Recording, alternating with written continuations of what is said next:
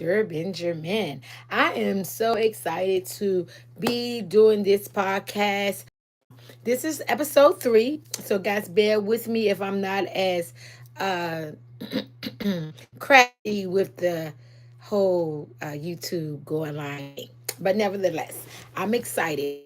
As I stated first couple of I wanted to come on talk with people who may they want to be and they're like trying to figure out how to get there. Okay. And you want to stop living broke. Stop living broke. That is the episode for this uh, podcast. I didn't put my eyelashes on right. I feel like I'm looking like down. I was kind of rushing today, so get that right.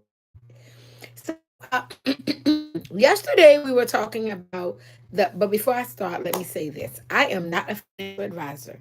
By no shape or form am I a financial advisor. I am only sharing information that I have gathered throughout my life to help me be in a better position. And people that are in better financial situation than I was shared information with me so that I would not continuously be a borrower per se, and living broke. So I simply want to share that information all and information that I have come to. I am so not feeling this eyelash.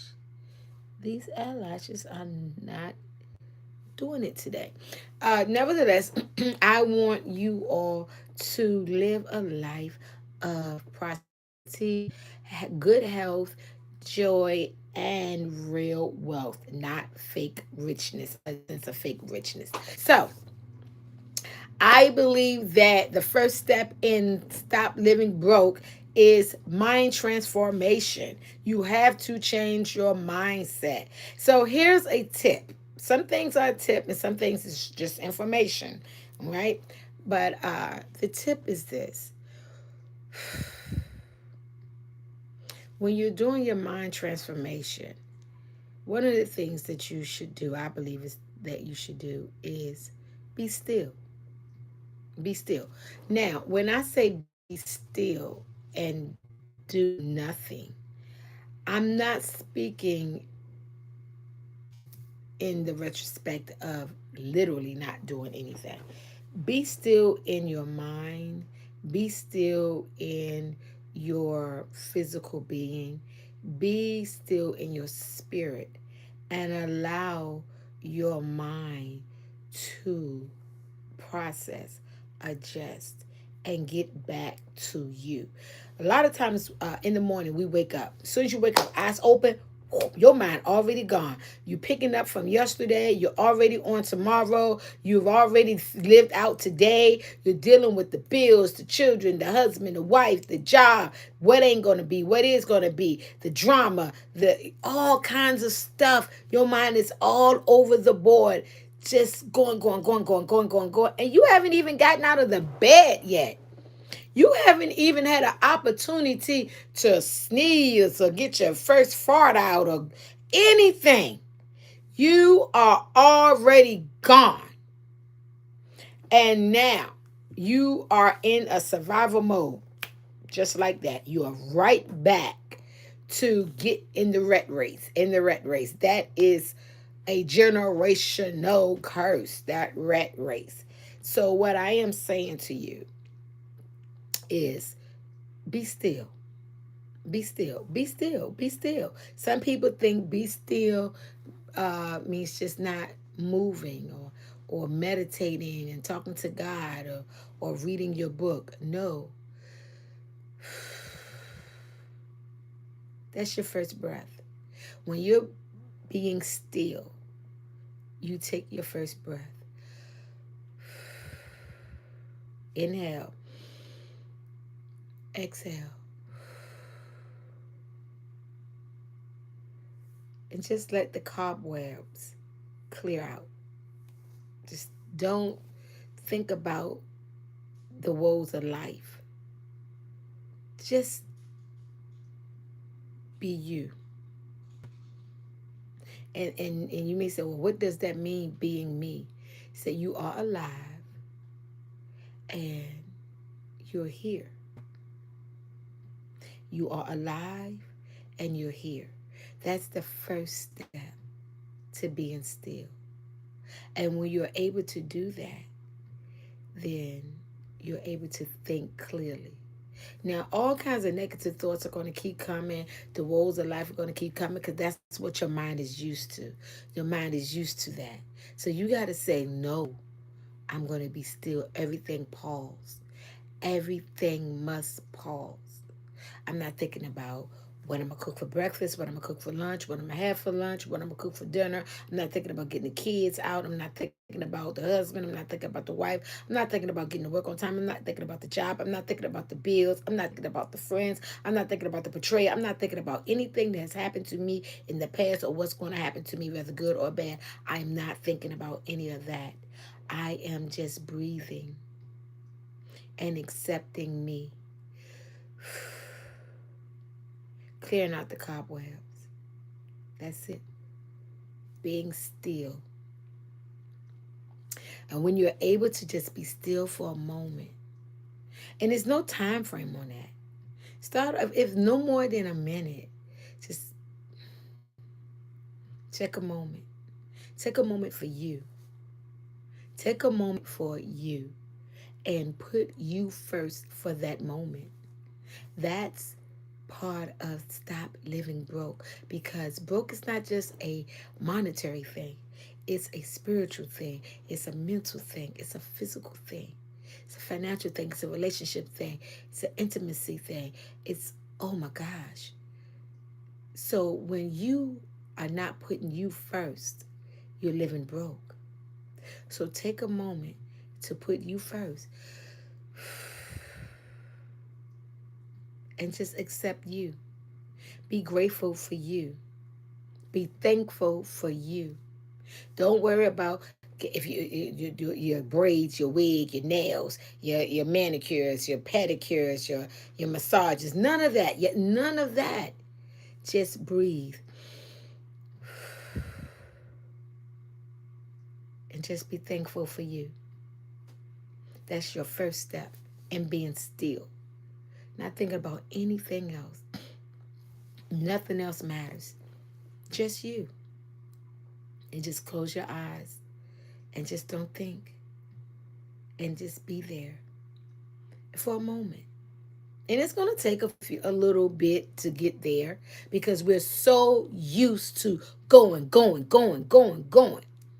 Oh, I know y'all thought that we was just going to straight talk about money. But living broke is not just about money.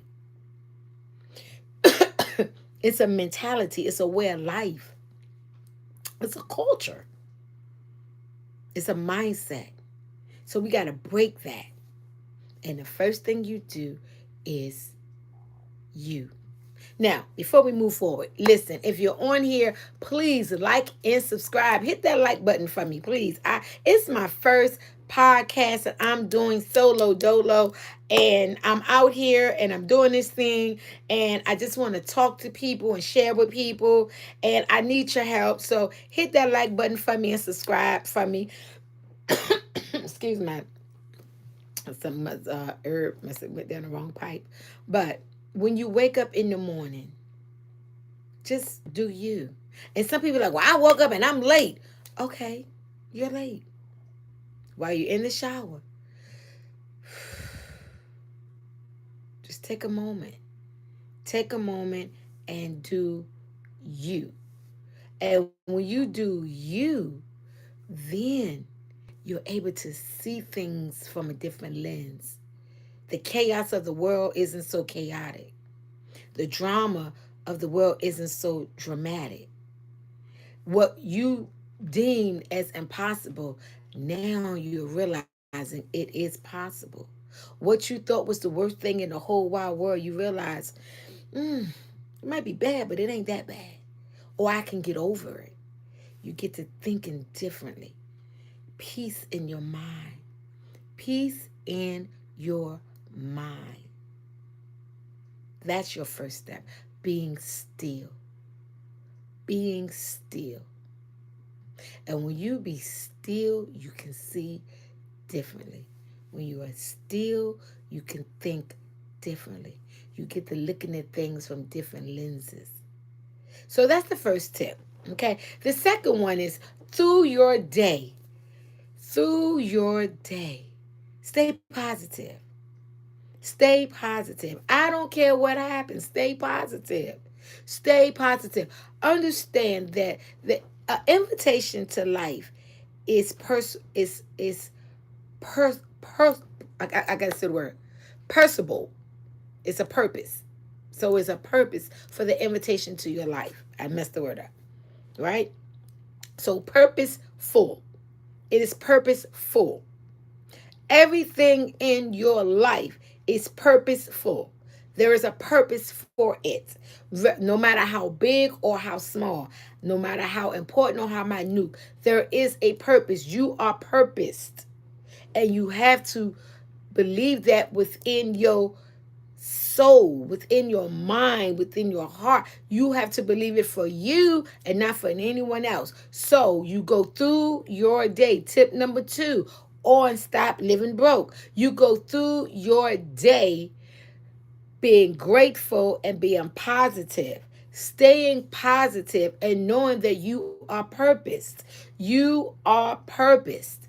You missed the light got you. Maybe the light got you because hey, that's just the way it goes. Or maybe there was an accident down the street. Maybe there anything. You have to think positive. Continuously to put positive thoughts in your mind. Always positivity. Always positivity. No matter what it looks like, positivity. You have to think positive. Life could be falling apart. There is a positive moment in it somewhere. Find it. Find it. You have to condition your mind. Stop living broke is a mindset. It's not about the money in your hand. It starts in your mind. So stop living broke. Conditioning your mind all throughout your day. Positive, positive. I don't care about the world around you being negative. The world that you are in is positive. I am in a positive world here. You notice I'm putting this around, I'm taking my hand around my head. This is your world, your mind. You are positive. That's your second tip. Stop living broke. That means you got to stop thinking broke. Ew. Wake up. Take a moment of stillness, doing nothing, and allowing you to be you, embracing you, going back to the you, embracing you. Tip 1, tip 2, going through your day and being positive. Being positive. I don't care what it looks like, being positive. Being positive. Somebody got a ticker. Ooh, sorry for you. Glad it ain't me. Being positive. Being positive. Being positive. Someone has, I mean, we're all going to experience death in some shape, fashion, or form. Right? So when you're mourning, then you're mourning because that person is no longer going to be here. But be positive on the fact that you got to know that person. Think about the beautiful things that you all did together, the relationships you had, the jewels they may have dropped into you, the times you shared. Positive. I'm not telling you to be fake. No, you embrace your feelings. However, you pull positivity out of it. Pull positivity out of it. I am not telling you not to face reality, but positivity is reality too.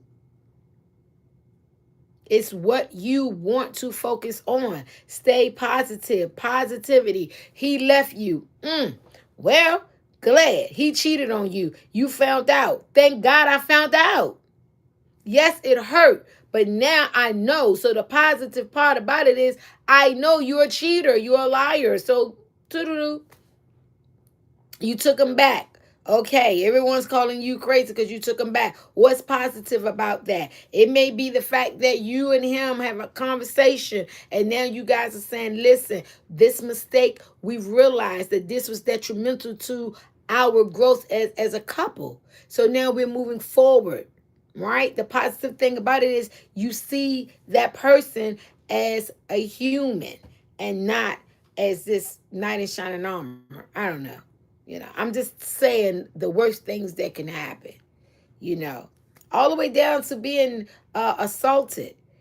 You know what? Nothing's positive about being assaulted, but what's positive is that you are able to get through it. You are still alive. You are able to heal from it. There is an opportunity for you to heal from that. So that's positive. So I'm coming up with the worst things that I can come up with to show you how you can use positivity in your mind to break living a broke lifestyle. So that's where I'm at with that. I don't want us to think that you have to live a fantasy life. No, but in all that you do, think positive. And then the last thing is at night, show gratitude. When before you go to sleep, it let you reflect on the gratitude of your day. Reflect on the gratitude of your day. Reflect on the gratitude of your day. If someone has been kind to you and you're able to reach out to them to say thank you, I appreciate you for being kind to me. You can even reach out to them in your mental, spiritual mind, just showing gratitude, just being thankful. Count your blessings for the day. Showing gratitude. Showing gratitude. These are my 3 tips on mentally not living broke. Okay? Before we can get into anything else, we have to change our mind. Showing gratitude. Showing gratitude. Even throughout your day, showing gratitude. But at night, before you close your eyes to go to sleep, reflect on the gratitude of your day. Be grateful. Reflect on the gratitude of your day. Be grateful for the things that you have encountered for the day and the things that have not been so great. Then you reflect on that and you deal with that. But then you be grateful for one, being alive, and for two, your day. Being positive, being positive. So that's what I want to talk about before we get into what we gonna pick up from yesterday, and that's that financial portfolio. Yes, you gotta have a financial portfolio. If you don't have a financial portfolio, please go get a financial portfolio. How do you get one? You can simply just do a ledger in your book. You can do Google Sheets. You can do Excel, a pad. I got a day planner. You can do the notes that's in the back. They have a room for notes. I mean, start where you start. Start where you start. So we were talking about, just to recap, we were talking about the different types of portfolios. And real quick, the different type of portfolios. There are 5 different types, ideally, and that's the growth portfolio, the income portfolio, the balance portfolio, your target date fund, and your socially responsible portfolio. Go to episode 2. You can check out what it is, or you can research it yourself. We started defining your financial goals. There are so many different types of financial goals, but I discussed 3 of them. That was the long term, short term, your time horizon, and your risk tolerance. Research those, or you can go to episode 2 and see what that was about. Now, today we're going to talk about deciding your financial account. There are many, many, many opportunities and avenues to invest. So you have to decide on how you want to invest. You have stocks, cryptocurrency, real estate. You got EFTs, which is the exchange traded funded. You got cash or cash equivalent. We're going to talk about that today, what cash and cash equivalent is, because a lot of people don't realize you have a lot of asset right in your home. Okay, we talk about NFTs, we could talk about art, we could talk about commodities and bonds. Okay, so real quick, let me just do it in order so that I don't mess myself up with you guys. So when a lot of people get scared about stocks. They're like, you lose all your money in stocks. Well, you lose your money every day when you go and spend it. When you go to McDonald's and you buy French fries. You just lost your money. And he's like, no, I didn't. I got something in return. Yeah, but you got some fries, but you can't do anything with that. And the only thing you're going to get back in return is high cholesterol and go to the bathroom. That's really it. That's it. You're not getting anything. You can't spend it. You can't get a gain from that other than weight gain. So when you talk about stocks, you have to educate yourself on stocks. And people tell me, well, the rich people, that's for rich people. No, stocks are not just for rich people. It's for people who want to invest, people who are wise in in investments, people who want to make their money work for them. My sister got this saying, send that money out, spank it on the butt, boom, send it out, let it come back and bring you some more money. So we're going to talk about what stocks are. For people who really don't know, I'm going to give you a quick explanation. So a stock is a share of ownership in a company. So if you buy stock, you own a piece of that business. I like to use this analogy, like if you buy, like someone has a house, right? And you say, I want a piece of that house. And the person says to you, okay, well, you can buy a brick. I got 100 bricks. It took 100 bricks to make this house. And I am selling each brick for $100.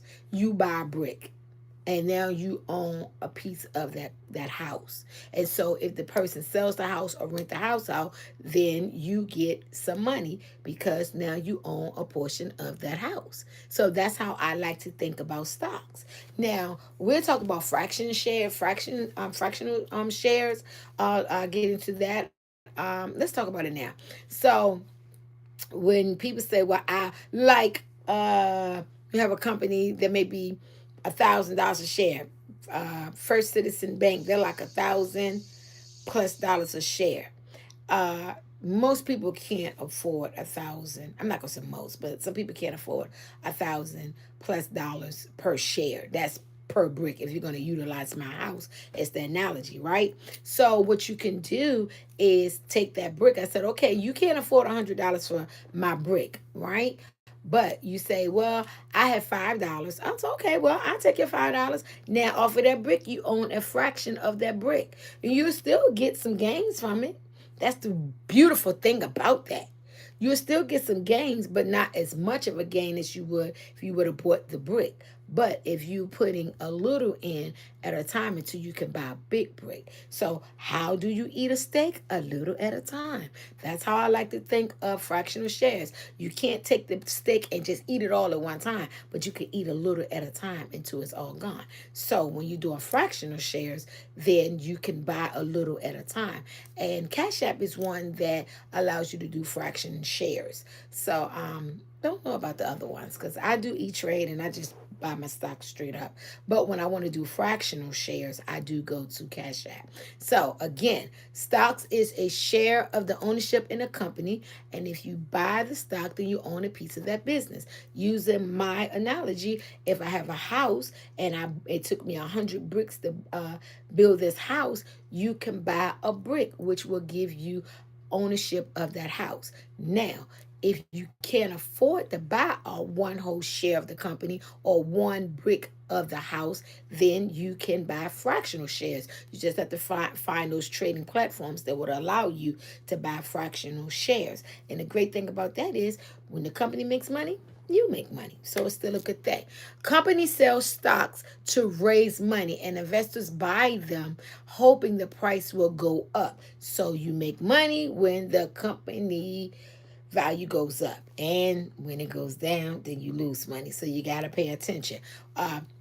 You have to pay attention to your stocks. When it's going up, you can go and you can pull your gain out. You have to.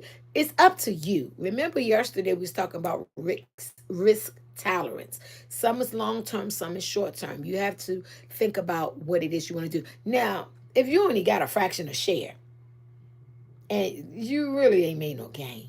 So stocks is for people who really want to invest their money and make money. Make money back. So you can make money in two ways. And I just talked about that. Capital gain, selling the stock for more than what you paid for it. So let's talk about that a little bit. So let's just say that you paid $100 for a Sony share, right? You paid $100 for one share, and now the stock went up to $200. Go ahead and sell because you gained $100, right? So I'm just using that as an example. Also, some companies do dividends, cash payouts from company profits.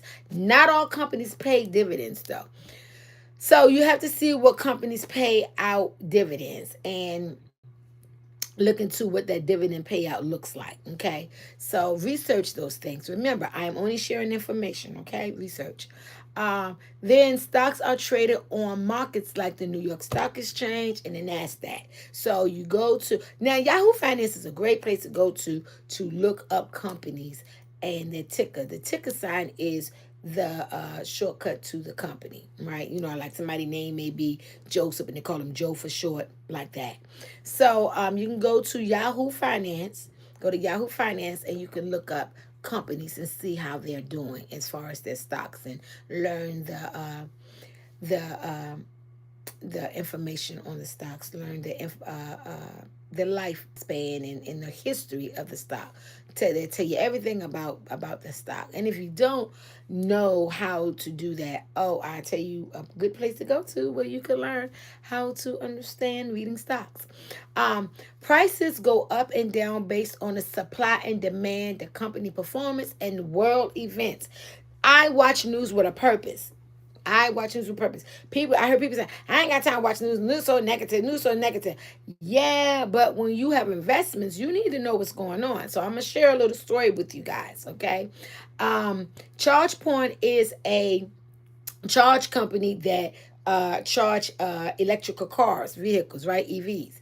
And so when President Trump became president again, him and Elon was ace coon booms, buddies, right? So Elon and him buddies, and Elon had this thing that Tesla was going to have universal charge points, right? So that meant that people start pouring their money into Tesla because the president was backing him. He even did a little short commercial, right? Or infomercial, however you want to call it. And so that meant companies like ChargePoint, which my sister, me, and a couple of people was invested in, started going down in stocks because in value because everybody was betting on Tesla because they said Tesla was going to be a have universal charge points.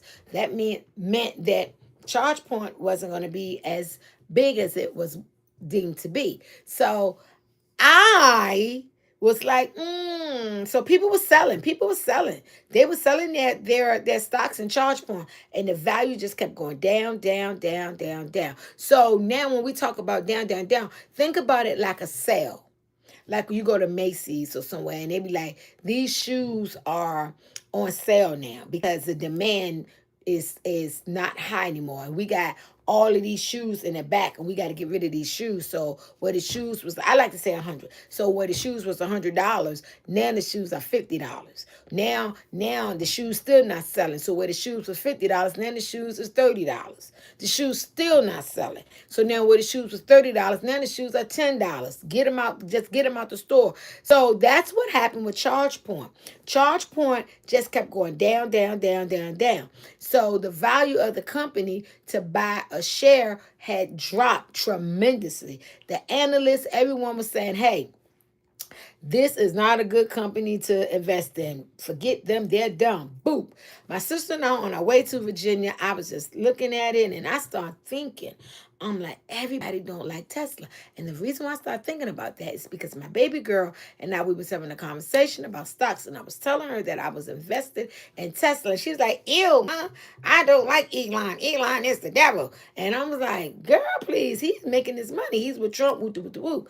And so I started thinking, I said, my daughter is not the only one who don't believe in Tesla. So let me go ahead and put a couple of dollars over here in this Tesla. So I did. And I told my sister, I said, look at it like this. Everybody don't like McDonald's. That's why you have Burger King, you have Sonic, you have what you got, Crystals, you got all these other burger joints, right? Even though Burger King may be the top and or McDonald's the top, I don't know who's over who, but they may be the kings of the burger world. You got the other ones because you got some people who don't like McDonald's, will not eat McDonald's. You got some people who will not eat from Burger King, but they will eat from the Wendy's, they will eat from the Sonics, right? So I was like, okay, ChargePoint may not be the king, but they will make some money.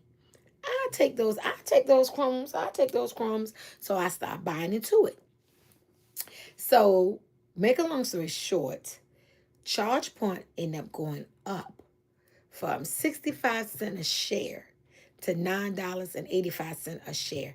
And they're steady going up. I believe they're like $12 a share now. Now, why did that happen? We're talking about world news, why you need to watch the news. The reason why one of the reasons why that happened is because Elon and the president, Ace Coon Booms, now they're not friends no more. So they're not friends no more. Business is affected. Business is affected. Now we know Elon is up and down in his decision making and things of that nature. So now, is ChargePoint do Tesla have the backing that it had before to be a universal um, charge port for electrical cars? Now people are like, y'all wishy washy. Let's go on back over here to ChargePoint. Now ChargePoint, now people are back investing, and now the value is going up. So that's the way it goes when we talk about stocks going up and down. So when you're watching news, you watch the news with a purpose. Don't watch the news to find out who got locked up, who got killed, and all that stuff. That's bad too. But watch it with a purpose, and that's the reason how stocks companies go up and down. Okay, um, so that's that. I hope I explained that. I hope you guys got that. So now we're talking about financial account. This is stocks. This is what stocks is about. This is how stocks operate, and this is the story on stocks. Now we're going to talk about crypto a little bit because now let's talk about this crypto. I talk to people about crypto, and people are like, I don't believe in crypto. That don't make sense. How you going to have digital money? Woo woo woo woo woo. Here we go again. Here we go again. Now, there was a person called Da Vinci. He told everyone, you all need a black guy now. Don't nobody want to listen to the black man. Hello, somebody. And shame on me, too, because I didn't listen either. Okay, I learned about Bitcoin crypto when I was in college. And I was like, ain't nobody with that bug, right? Because I was listening to other people, right? Then Bitcoin hit. It went up. Woo! Went to a penny. Boy, if I would have just listened, I could have been a half a millionaire if I would have just listened. So now I'm listening. Mind transformation. Stop living broke is in your mind. In your mind. Read for yourself. Read for yourself. Okay, so what is cryptocurrency? Cryptocurrency is digital money that uses blockchain technology for security and decentralization. Decentralization means that the banks and the government don't have no say on it. So, unlike regular money, crypto isn't controlled by the government or central banks. Instead, it runs on peer-to-peer networks on what they just call blockchain technology. Um, they take these platforms and they say to you, uh, this coin, this crypto is have value to it because it's associated with something, right? Whether it's health, whether it's and real estate, whether things of that. I mean, those are the two things that I'm into. So that's what I'm thinking about. So AI is a big thing now, and so just like our money, just like green dollars, we determine the value of it based on the gold that backs the dollar. That's the same thing with crypto. Only it's not a mineral gold mineral that backs the a dollar that you can feel.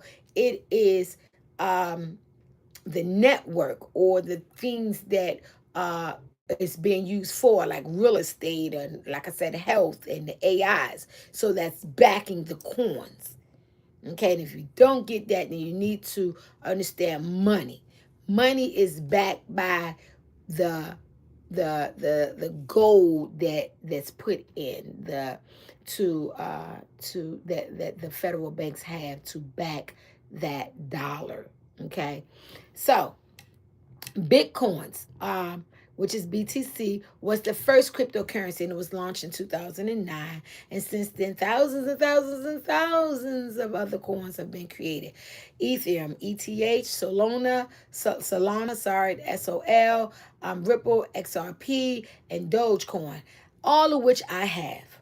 All of which I have. And I use Coinbase to get mines. Now, there are different types of platforms you can use, but I use Coinbase. So there is no bank or government involved. And that's why the powers that be was fighting it so much, because they couldn't figure out how they can get their grimy little claws on it. And now that the powers that be have figured it out, or figuring it out, they are all behind this Bitcoin.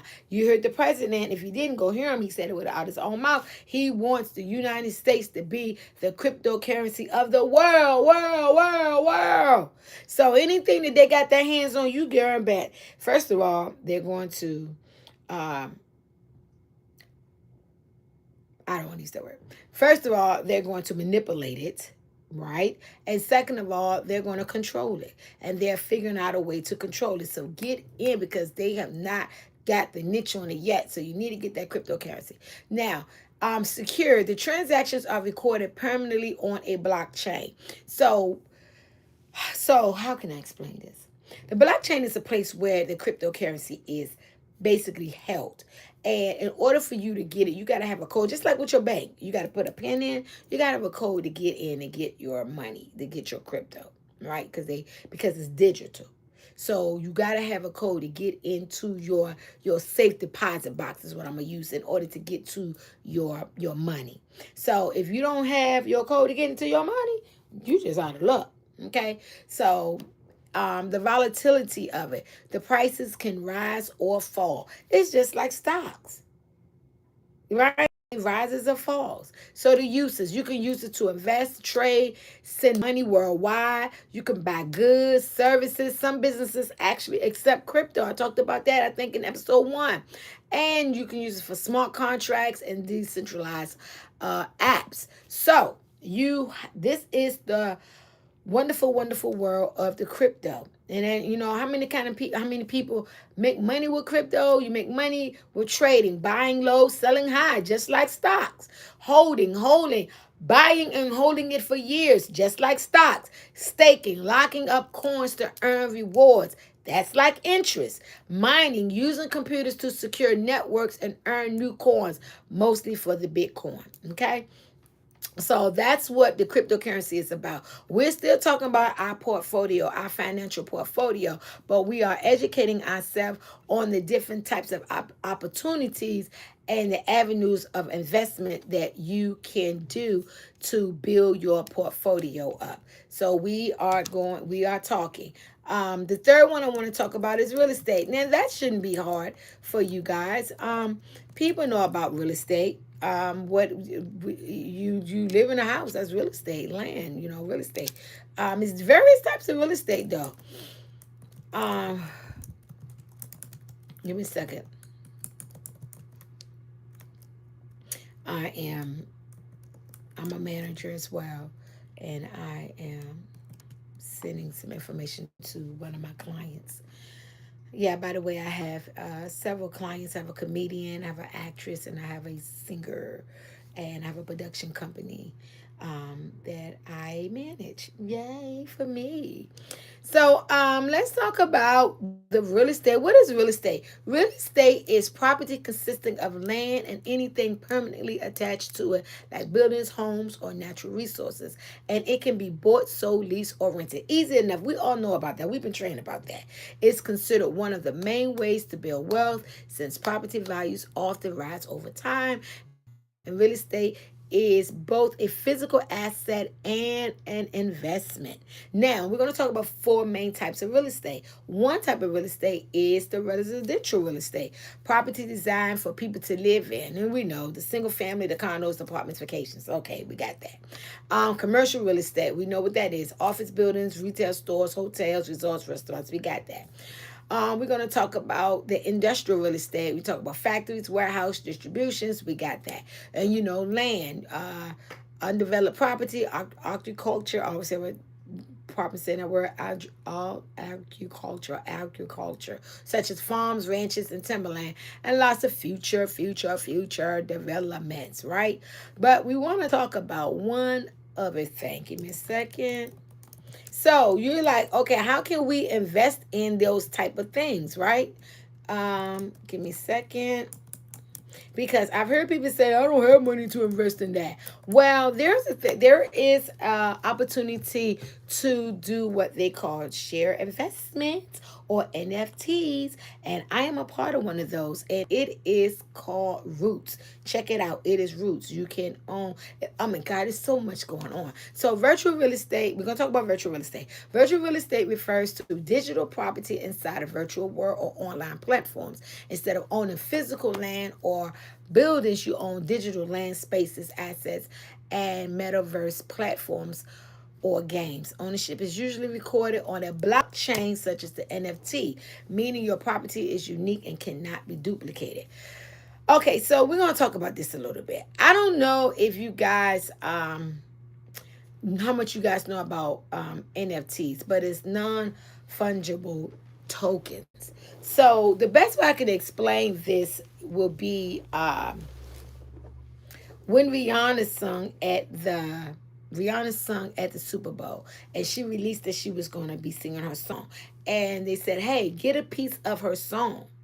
So people went and bought a piece of her song, and when she performed, it made money because people was listening, people was watching, and so then the NFT made money. So if you put in $1,000, I know some people that got like $1,500 back, $2,000 back, depending on how much did you buy off of it. So again, remember when I was saying about the house and being able to buy pieces of it? That's the same thing. It's a virtual world. It's crazy, but that's basically what that is. And the type of virtual real estate they have is digital land, virtual buildings, events spaces, advertising spaces, and domain names. So look into that.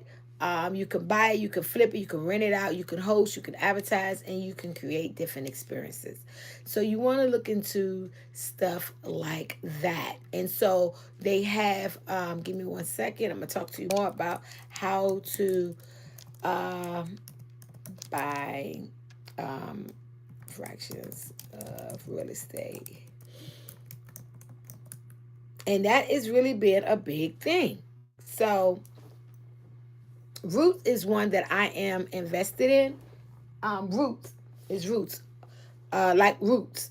So yeah, that's basically what that is. So give me a second.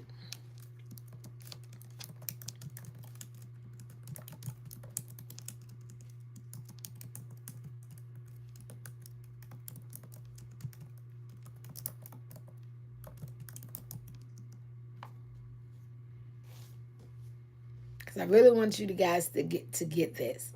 Okay, so a RIT is, so another one is RIT, and that is real estate investment trust, and that's what that root is that I am invested in. So it is a regulated A+ real estate investment trust that pools investors capital to purchase, renovate, or manage residential rental property.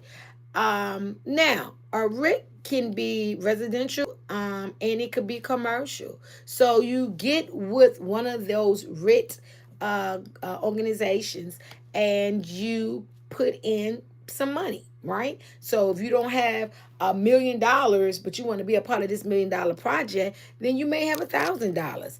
So that operates the same, and then you make money off of it. Some investments is a minimum of 100, and you can get some of it, and then you can have a reoccurring fee with it.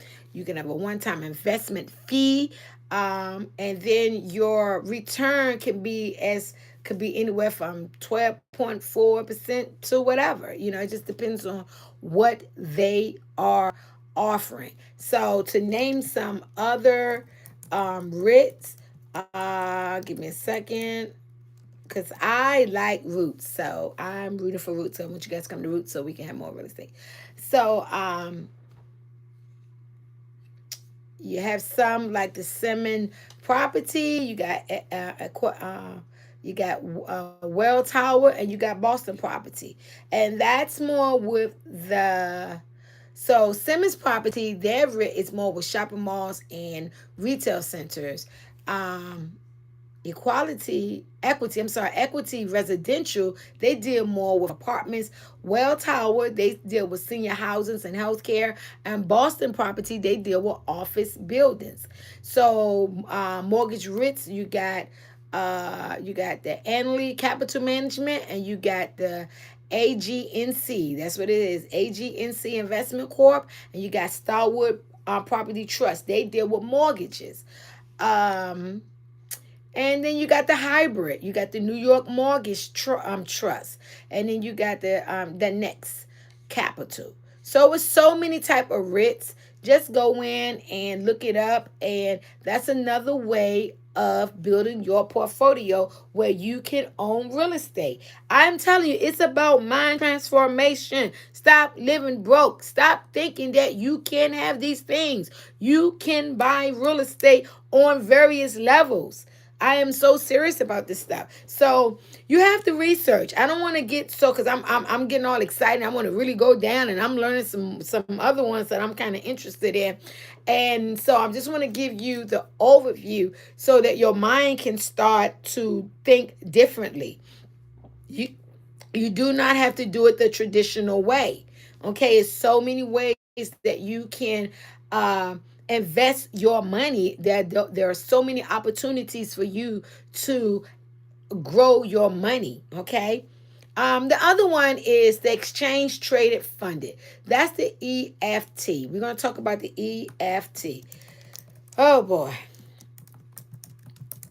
And the EFT, a lot of people be fighting me on that. Oh gosh.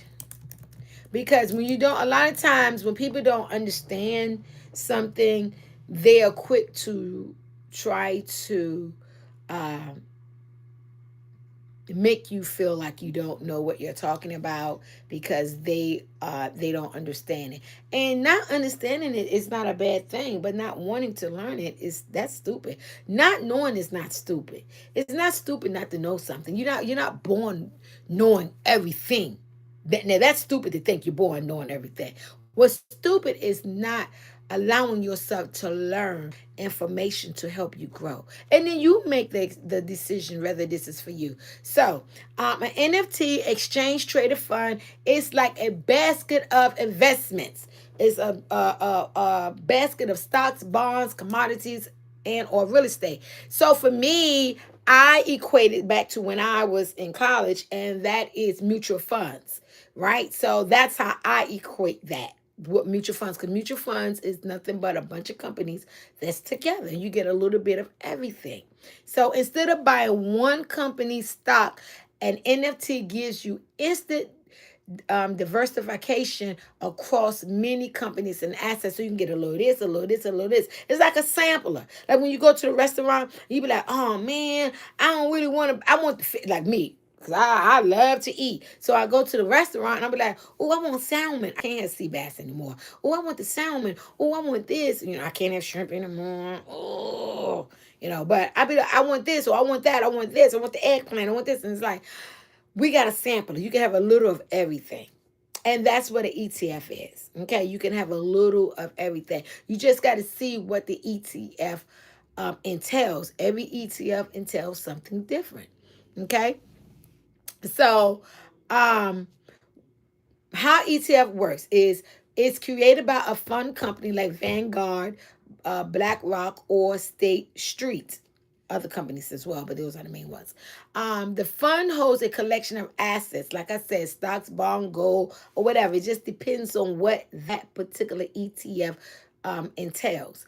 Investors buy shares of the ETF on the stock exchange. So you can go to the stock exchange and buy some ETFs. You can go to Yahoo and look up ETFs. You can research ETFs and look at different ETFs.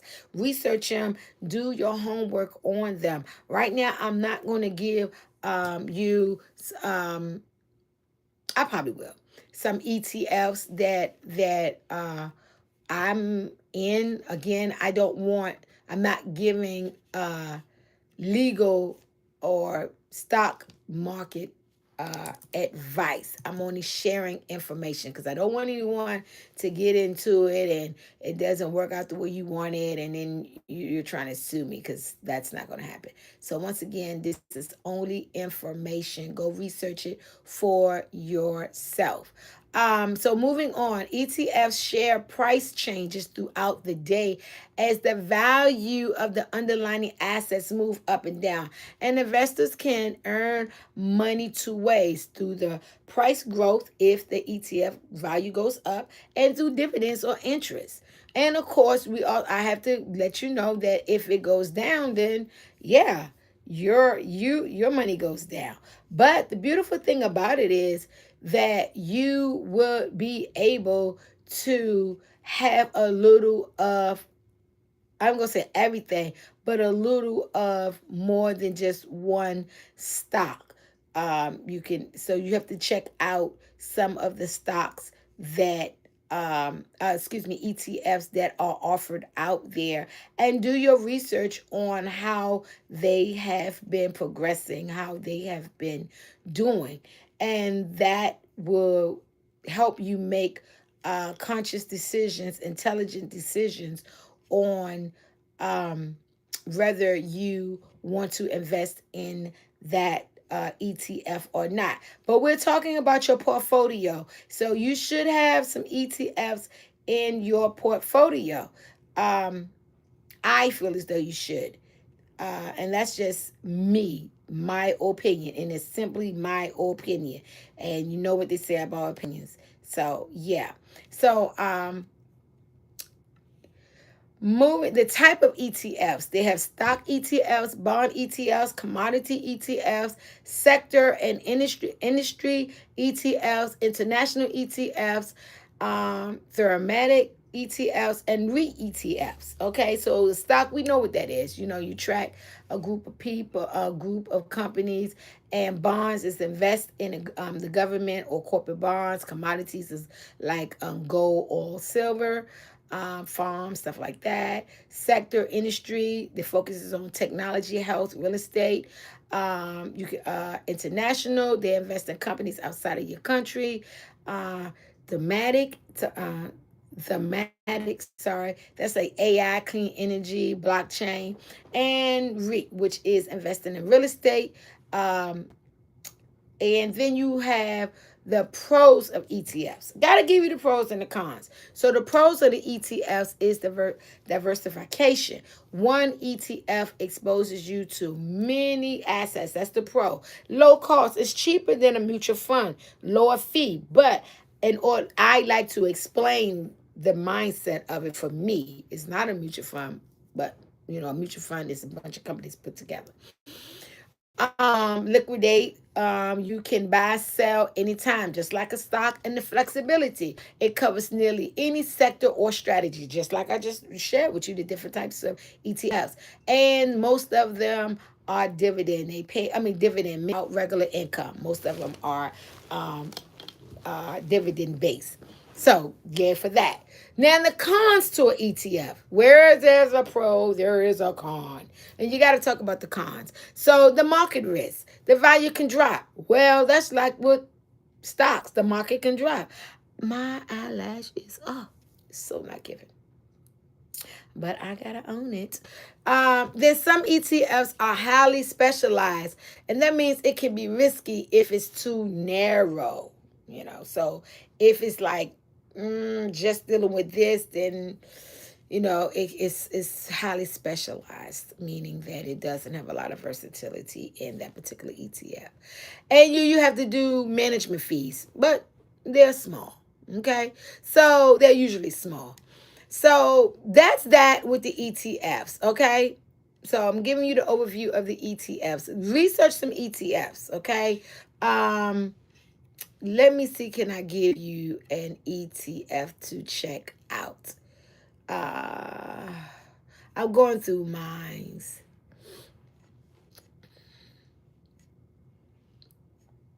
Give me a second because I'm going through my stuff. Um, Give me a second.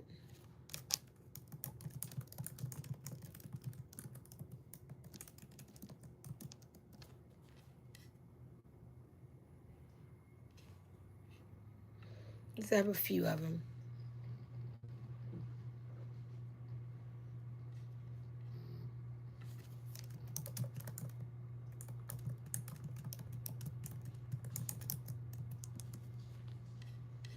Yep. So you have to invest in the E. You don't have to, but you know.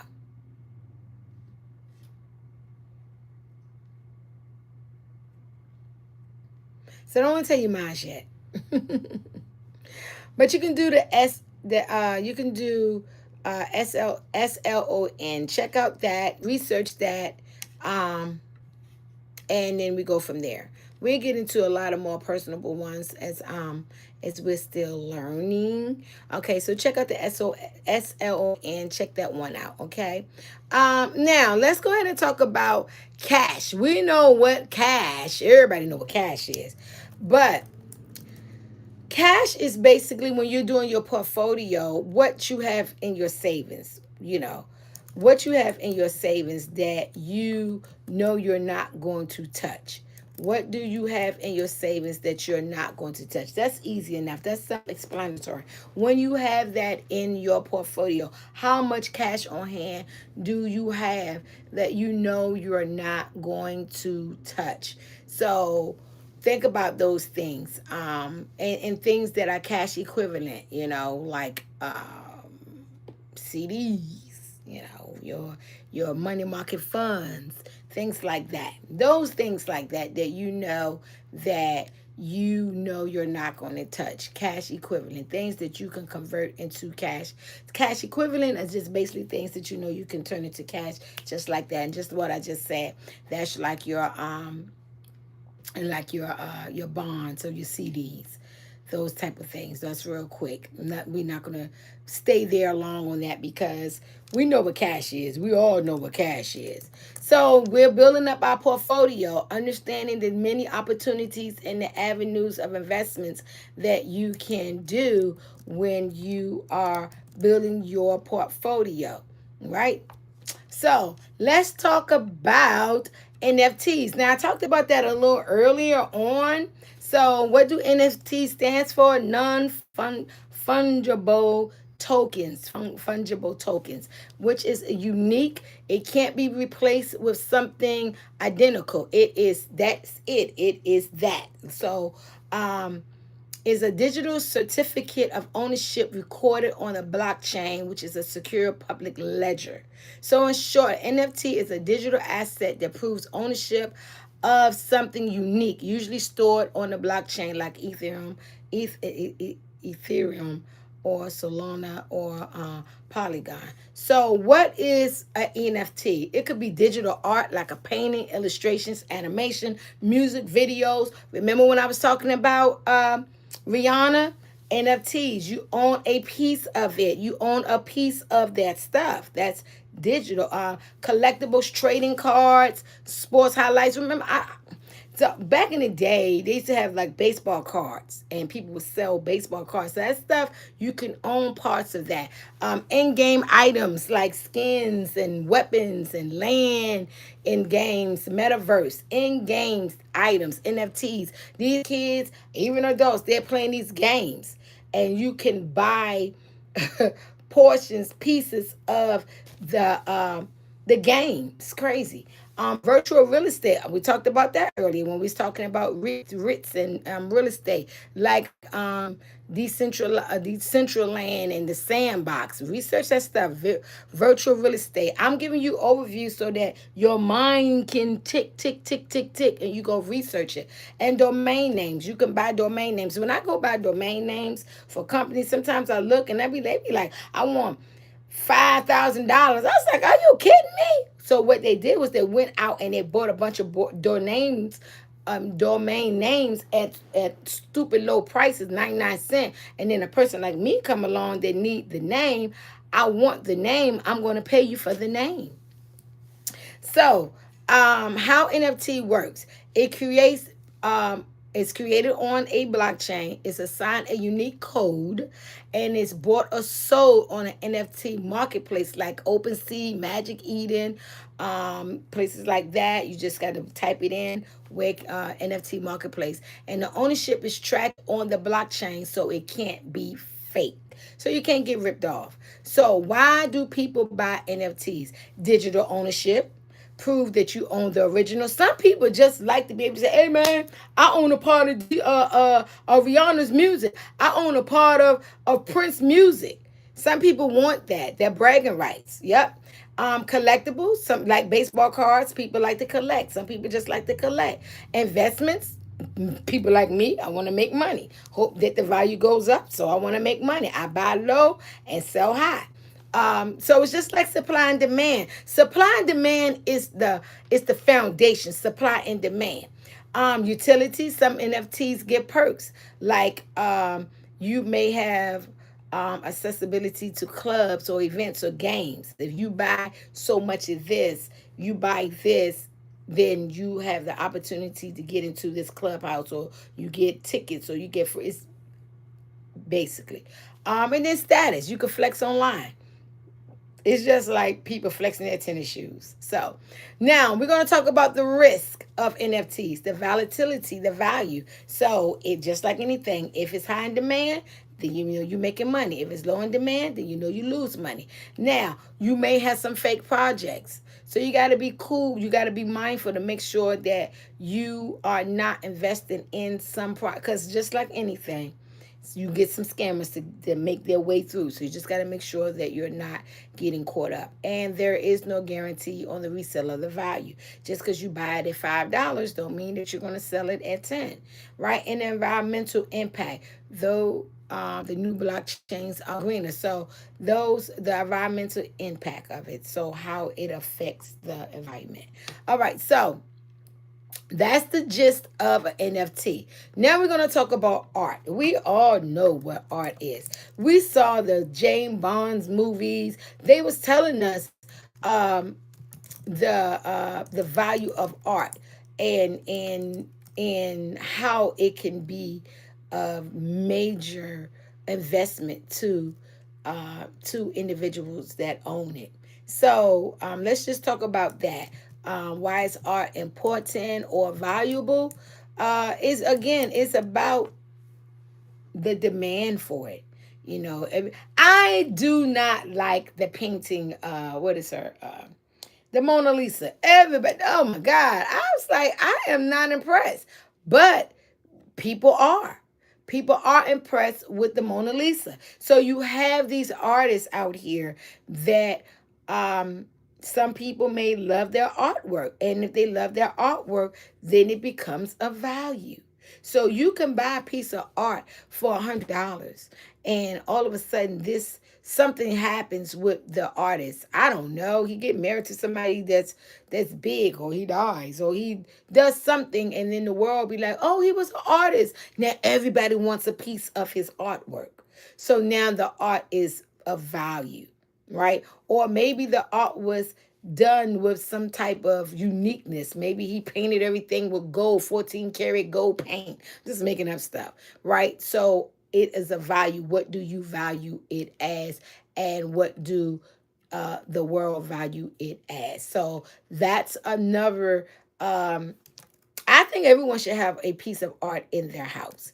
Um, but that's another way of building up your portfolio. Okay. So, commodities. We're going to talk about commodities. What is a commodity? A commodity is a basic good or raw material that can be bought, sold, or traded, and is usually the building block for other goods and services. So, some of the commodities is agriculture commodities, which is wheat, corn, coffee, cotton, soybean, blah blah, sugar, energy commodities, crude, natural gas, coal, gasoline, metal commodities, gold, silver, platinum, copper, aluminum, livestock commodities, cattle, hogs, poultry.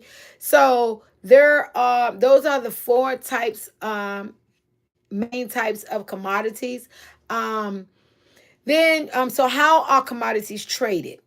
Commodities exchanges, like the Chicago Mercantile Exchange (CME), the New York Mercantile Exchange, and the London Metal Exchange. Then you got future contracts, agreements to buy or sell commodities at a set price in the future. Then you got your your ETFs and your mutual funds. So basically, get you some land, get some property, get some cattle, get invested into some commodities. Um, because you'll make money. You can make money there. Yeah. So what's the risk? The risk. Oh, excuse me. Let me go back. So why do commodities matter? They are the foundation of the global economy. Our food, our energy, and raw material, and it's used as a hedge against inflation, especially gold. Right? Not too long ago they was like, "Hey, we about your gold, we about your gold," right? Then they provide diversification in investment portfolios. Remember what I just said? You need to get it in your portfolio.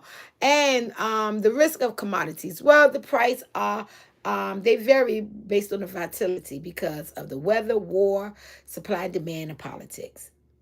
That's just what it is. Speculative, it could swing up or down. It's just a guessing game. And it requires careful timing compared to stocks and bonds. So you can't just, I'm going to give me some commodity. You got to know what you're doing. And how do you know what you're doing? Read, think, surround yourself around like-minded people. Listen to these podcasts. Educate yourself.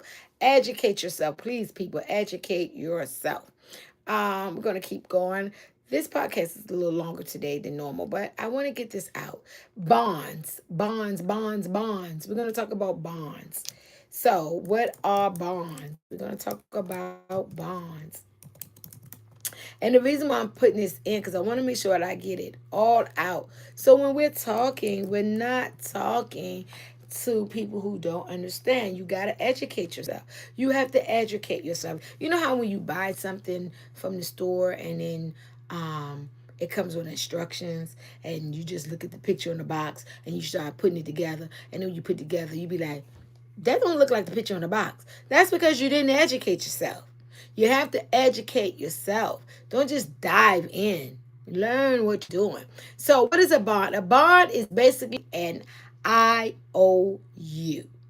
When you buy a bond, you are lending money to the government, the company, or organization, and in return, they promise to pay you back in interest payments, called a coupon during the life of the bond, or full repayment of your original money, which is the principal when the bond ends or ends, which is the maturity date. So a bond is basically you lending the government some money with interest over time. That's basically what it is. I had some bonds. And you got to see how the government do, because sometimes the bonds, whoop. So I did cash out on some bonds. I bought some for my children, but I had been moving. I was not living such a great life. I had moved, lost a lot of bonds. And my son keep asking me, "Mom, where's the bonds?" Like, I don't know. Those bonds are gone. So who can issue bonds? The government can issue bonds issued by countries to fund expenses. Issued by the countries to expand your expenses. So, like the treasury bonds, municipal bonds in your cities, that is under the government, and then corporate bonds issued by companies to raise money for expansion, research, or debt payoff. I ain't really too cool on buying company bonds. That's just where I'm at. And I kind of frown at the government bonds. I bought my bonds from the bank. agency bonds issued by organizations like Fannie Mae or Freddie Mac. So I'm a little skeptical about that. That's just me. That's just me. So the key features of the bond is the face value, the amount you lend, usually $1,000 per bond, and the coupon rate, the fixed interest you earn is usually 5% annually, and the maturity date when you get your original money back. That's when you get your money back, and then who you are lending it to. That's the issuer. So why bonds are valuable? Income. Well, bonds pay regular interest, good for retirees. That's what they say. Safety. Government bonds are supposed to be considered safer than stocks. Supposed to be. And diversification balances out of stock market risk in an investment portfolio. So diversification. So like I said, I got a few bonds. I do have a few bonds. Then the risk of bonds, interest rate risk. If interest rates rise, bonds prices fall. That's just the way it goes. Credit risk. If a company or government can't pay, then you lose your money. And then inflation risk. And if inflation rises, your fixed payments lose buying power. So you just gotta. I got a few because I want diversification in my portfolio. So the common types of bonds, we just talked about that. The treasury bonds, municipal bonds, corporate bonds, and junk bonds. Treasury bonds are U.S. Government. They're supposed to be very safe. And the municipal bonds, they are the local state government bonds, often tax free. Mm. And then you got your corporate bonds from companies. Higher risk, but higher interest. And my risk tolerance isn't that high. And then you got your junk bonds. Risky companies, very, very high risk, but high chance of default. And my risk tolerance is just not that high. So, in short, a bond is a loan you make to a government or company in exchange for regular interest payments and your money back at maturity. They're safer than stocks, but carry risk like interest rates and credit defaults. So, those are the different types of financial opportunities and avenues to invest your money when we're building our portfolio. All right. So, we're going to talk a little bit more tomorrow about the different stocks and things of that nature, because I'm really heavy into stocks. So I want to really educate, and I want to share information. Educate and share information, so you can make your own wise decisions. But get your portfolio. I will be posting because I actually sell a portfolio. So if you don't want to do this, then I actually sell a portfolio. You can buy a portfolio from moi, right? And yeah, get your portfolio, so your financial portfolio, so that you can track your money, right? Stop living broke. If you don't know where your money is going, then your money is gone. You must know where your money is going so that you can make wiser decisions. Okay. Now, I thank you guys for chiming in. I know some of you guys was jumping in, jumping out. I know this may not be the most interesting podcast with all the drama and stuff, but I'm drama free. So go check out the other girls. Go check out my girl Tissa Tales. I check her out. If you want, she be telling you some stuff. She be giving you the tea or the drama, whichever one you want to call it. Check her out. I do like to check her out. If that's what you want. But for me, I will be coming on. We will be talking about health. Now, if you want some more laughter in your life, then check me out on the DC Carry podcast every Wednesday at 8:30ish. 8:30ish. Right here on YouTube. It's called DC Carry Dis Race. DIS Race. DISRACE. And I'm the only female on there with a whole bunch of comedians. And when I tell you those guys are hilarious, they are hilarious. I love laughter. Laughter is good for the soul, it's good for the heart. It's the perfect medicine for me. And it's every Wednesday with I call him the great legendary DC Carey. For those of you who may just absolutely not know who he is, That's Uncle Elroy. Uncle Elroy from Friday and Friday After Next. But he's done so many more things before that. So many more things. He's actually on tour now and he is still packing out the house. And he is still funny as ever. So, guys, I call him Childish sometimes because I be like, DC. But that's his gift.